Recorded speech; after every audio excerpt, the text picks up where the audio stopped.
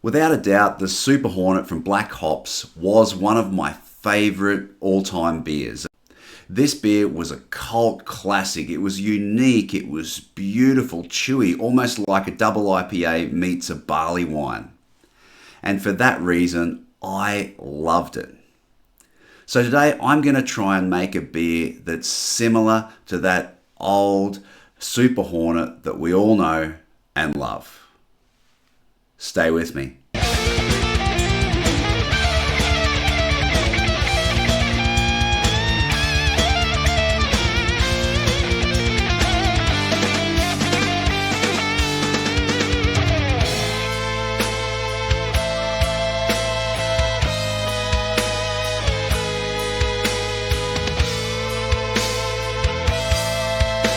Alright brewers, so let's work on our recipe. We've got our two recipes side by side. I've got my Super Duper Hornet and I've got to fill this in and create this recipe first. And then on the other side I've got the Super Hornet Brewer's Friend recipe. Now this recipe actually comes from Black Hops itself. See, it's from Govs. At Black Hops, and that was when they had their join the crew, join the order, whatever it was. They had this big homebrew thing and they invited homebrewers to brew their beers and actually held a competition to see who would do their best. And at the end of the day, they've left this behind for us, this beautiful resource which gives us an idea of how, not just what goes into the commercial beer, but how as homebrewers we might be able to make something similar. So that's exactly what I want to do today. I want to drive in and we'll create a recipe based on this as a starting point, but I also want to bring in more modern techniques and modern ingredients that weren't available when Govs designed this recipe originally many years ago. So let's start by setting we're going to use our S40, that's our equipment. And if I scroll down, I'm not going to get 75% mash efficiency. Maybe if I did a sparge and a smaller beer, I would. But not for this beer, I'm not going to get that. I'm only going to get 65, I think. So I'm going to dumb that down a bit to make it a bit more agreeable or believable. Govs has got 65% in his recipe, so we should be pretty close on what that Brewer's Friend recipe comes up with. The other thing I want to change is I'm going to change my mash tun to 45 litres. The S40 can accommodate 45 litres of mash space easily. So I'm going to change them, save that, and put that in, and that'll help. I'm starting off on the right foot now. 60-minute boil sounds excellent. I'm going to select the style, double IPA. There we go. And then it gives us the parameters to see if we're close within the guidelines of what this beer should be. All right, fermentables. Let's have a look and start talking about what's going on here. Govs has got American Pale Ale, New Zealand wheat malt, light crystal, Gladiator, which is a dexter malt or a dextrin malt, Cara Munich, which is like a crystal malt, and acidulated malt. Now I'm going to skip the acidulated malt. That's just to lower the pH. I would rather just add lactic acid as needed. So I'm going to skip that straight off. But let's start with a base malt, and you've probably heard me talk about it before. I really like the Hoppy Days Super Blend. Supernova, Super Blend. Yeah, and I'm going to start with, what's he got, 8? I'm going to start with, 8? Let's start with 8 kilos, see where that gets us. Now Govs has put 300 grams of wheat malt in, and that was probably to increase the head retention and a little bit of the mouthfeel of the finished beer. I've actually got chit malt, a newer type of malt that wasn't available when Govs designed this recipe. I've got that incorporated into my Super Blend at, I think it's a rate of 3%. So I'm going to skip that because I've already got those head retention malts already as part of the Super Blend, so I don't need to worry about that. If anything, I'll just bump up my base malt to give me the desired level. Light crystal malt, 120 grams. I've got some toffee malt. So I'm going to use that. It's very similar to a light crystal. But some people say that toffee malt gives them a little bit of a softer finish than the crystal. So we've got, he's gone, I'm going to put in 150 grams for now. See where that gets us. What have I put in? 150 kilos. Okay, I'll do that again. 150 grams. That would have been beautiful. That would have been quite chewy if we had done that. Anyway, I can't afford that much. We'll have to go with the 150. All right, then we've got Gladiator malt. Now I've got Dexter malt from Voyager. So I'm going to put that in, but it's pretty much the same thing. It's a malt optimized for dextrins. So it's designed to give you some head retention, but also a fuller mouthfeel and maybe a more malty finish. So how much were we putting in there? 160 he's got in there. Sure, I'm gonna put 150 into. All right, 150 grams, excellent. Then we've got Caramunic. Now what's a substitute? Substitute for Caramunic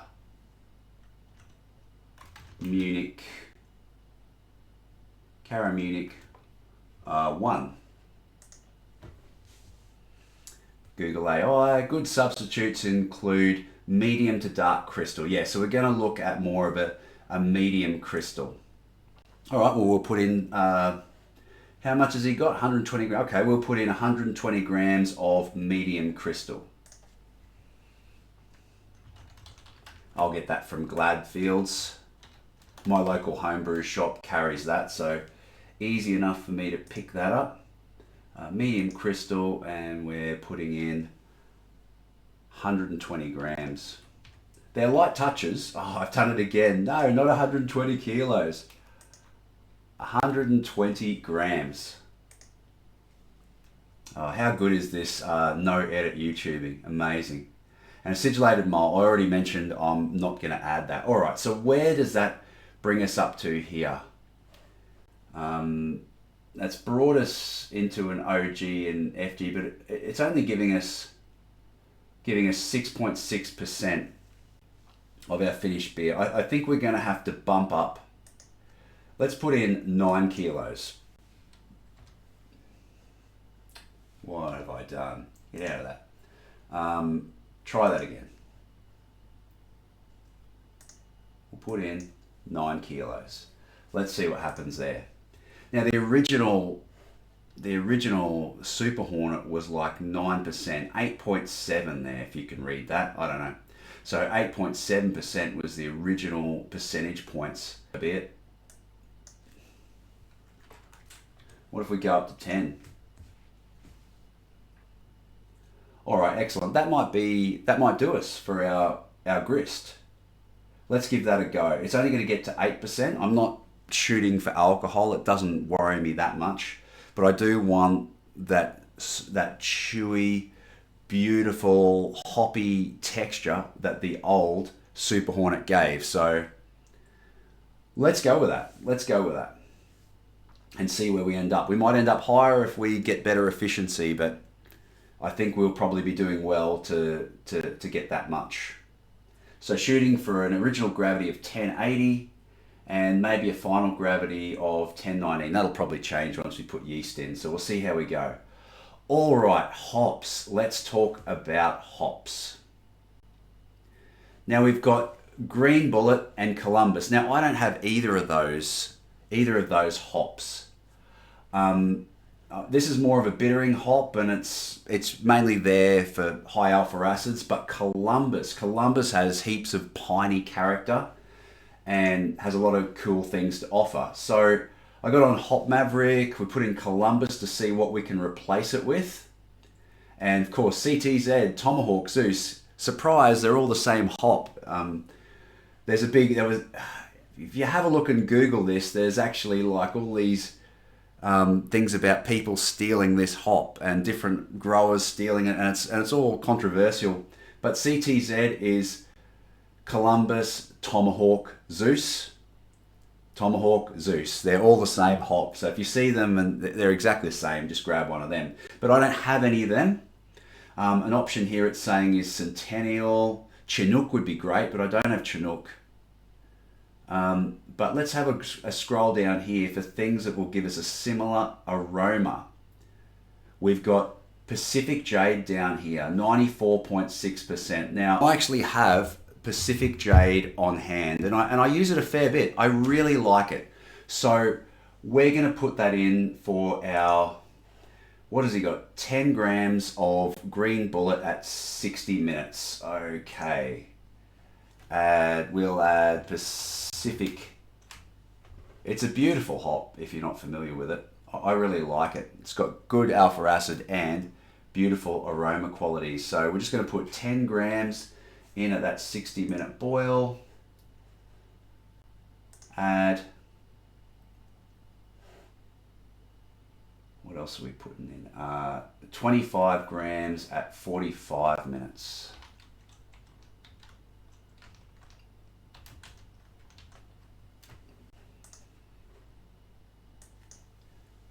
$25 at 45 minutes. Excellent.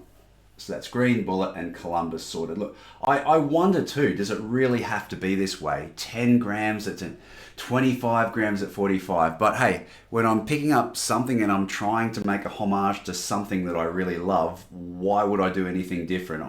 I really should.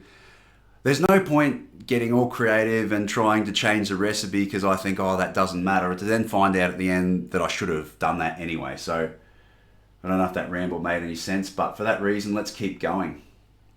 Now we've got to get Simcoe. Simcoe T90 hot pellets there. So that's excellent. So let's add that in there. We're going to add, at the 30-minute mark, 25 grams of Simcoe. It really does sound like a tiny amount of hops to be adding and layering in, and I'd love to actually talk to Govs about the design behind this. And here I am following this like it's a secret sauce, and it could well be. He could well tell me, well, that's what I had on hand, and I just decided to do it one day like that. And but anyway, let's go with it. So we've got to put this in first. Simcoe. Excellent. All right, and then we've got Centennial at 15 minutes. Now I've actually got some Lupamax Centennial, so I'm going to use that in my recipe. Centennial. Oh, by the way, we probably should be checking the alpha acids and double checking them to make sure they're the same as the ones used in this recipe over here, but I'll double check that at the end. I won't bore you with all those details. All right, so we've got our Lupamax pellet Centennial. I'm just going to put it down as T90 pellets because that's all I've got in here, and I'll just change the alpha acid to 14 because otherwise we'll be way off. And we'll just leave it at 25 at the moment, and we'll adjust that later. Oh, and we'll change that to 15 minutes. And we'll adjust that later as necessary. All right, we've got Centennial now, 14% at 15 minutes. Now, what's next? Citra. Again, I've got some Citra cryo pellets. So Lupamax and cryo are newer products that have come on the market after these recipes were written, and I'm hoping that they will give me an even fuller, pineier, hoppier result at the end of the day. So let's have a look at this. We're going to add some Citra. Again, I don't have a Lupamax option, so 23.1%. There's a lot more alpha acids in this product than the T90, and we're putting in 25 grams at a whirlpool at 95. Now, again, conventional wisdom has changed since then. You might have seen in an earlier video we did that Hendo doesn't recommend those higher hop stands because you dry off too many aromas. So we're going to follow his advice, the newer wisdom apparently, and the newer technique is to do a much lower whirlpool. So we're going to do a whirlpool or a hop stand at 75 degrees Celsius as per that advice that Hendo gave in that video. All right, what else do we have here? We've got to go to our dry hop. Now pull this up a little bit. Let's talk about dry hopping. I'm going to try and follow these ones as much as possible. So we've got 50 grams of Vic's Secret, which I don't have. I did have, but I've used all my Vic's Secret. So instead, what do I have? Well, I know there's another hop that's actually a little bit similar to Vic's Secret, and that is Idaho 7.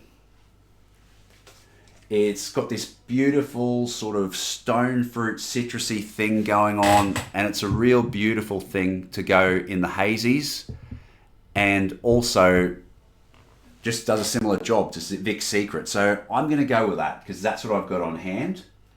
So let's add that into our recipe. Where's our hops? Add.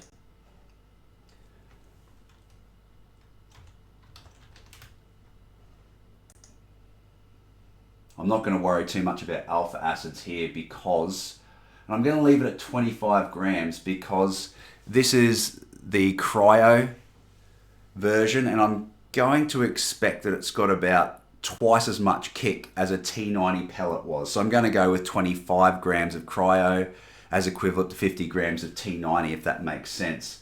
If we compare, so Idaho might be 13.4 alpha acids, whereas this is 25.7. So it is, pretty close to roughly double in the alpha acids. Let's assume that it's got double the kick. Maybe I'm wrong, but that's how I'm going to play this. So we'll put that in. We don't want it as hop stand. We want that as a dry hop. And when are we going to put in the dry hop? When do these guys, I think that this would have been an after. This would have gone in at terminal gravity after fermentation has completed. So I'm going to do the same thing. What else are we adding into our dry hop? Amarillo. We have, again, some Amarillo cryo hops. So let's add them to our recipe. Add Amarillo. And we're going to leave it at 25 again. Same reasoning as with the Idaho. Then we've got to add mosaic. So that's cool. We have some mosaic on hand. So let's add some mosaic.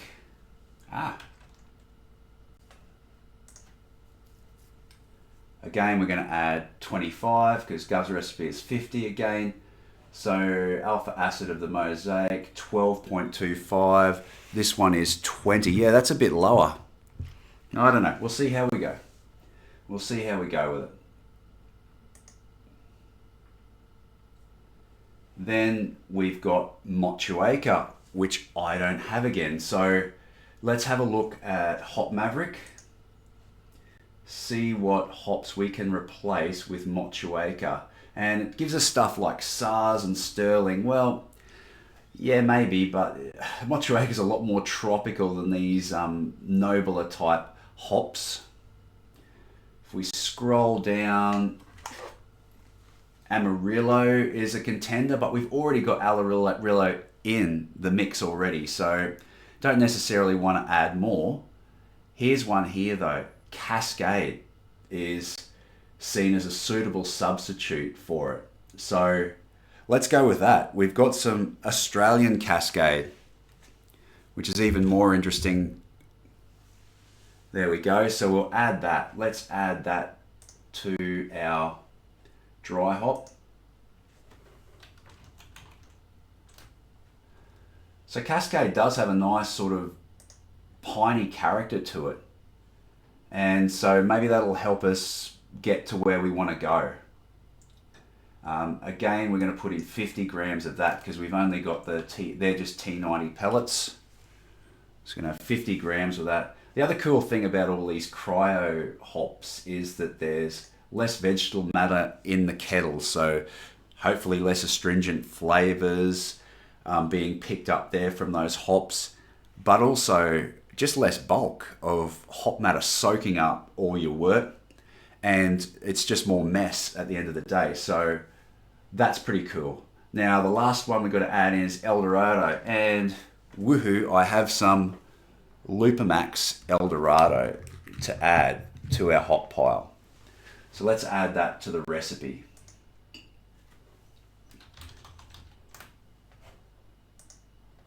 El Dorado cryo, yeah, it kind of is cryo. 19, yeah, okay. Well, we're just going to go 25 with this again. I may find that I've had too light a hand with these. I don't know, but we'll see how it pans out in the end. So that gets us into 80. That's the IBUs I want to hit. Excellent. So 8%, 80. Now that's going to change once we have a look. Now he's got light coloured and hoppy. All right. Well, let's do something similar. Let's go to our water chemistry. All right. So target style. Let's have a look. Light and hoppy. Hoppy light, I guess, is something equivalent. So I don't know if you can see that there. It's got 10 parts per million. Calcium instead of 75, so it's a bit higher. The sodium, well, we can fix this. Let's just bring it down. Let's bring it down. We don't have to stay rigid to this stuff, do we? Let's go 75. Let's just copy as best we can. Sodium, always want to be low, so that's not a problem.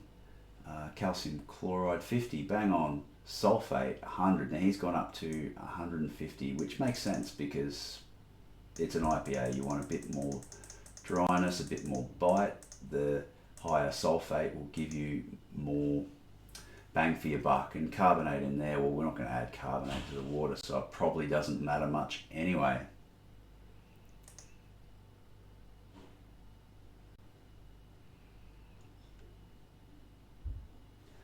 Alright, let's magic the water and see what happens. It is tell the software that I don't want to do a sparge. We're doing a full volume mash, so we'll just go with that. And that'll give us our mash additions: 3.6 grams of calcium chloride, 2.7 of Epsom salts, and 7.7 of gypsum. If you do want to have control of this process and see what's actually going on, it's better to do this in Brewing water. But for my mileage, for making it simple, for as much effort as I want to put in, this does all the work for me, so I like it. Fermentation temperature, yeah, we might actually take that down a bit. We might take that down closer. Well, let's say 18. I might even start it off around 16 and then adjust that slowly as the ferment goes to keep it moving along. But I definitely want to start cold with this one. When we're really taking on a big wort like this, we really want to slow the yeast down, calm it down so it doesn't get too carried away. Also, if you like making hoppy beers, why not check out this video, which goes through how to package your beer to minimize oxygen exposure and keep your beer fresher for longer.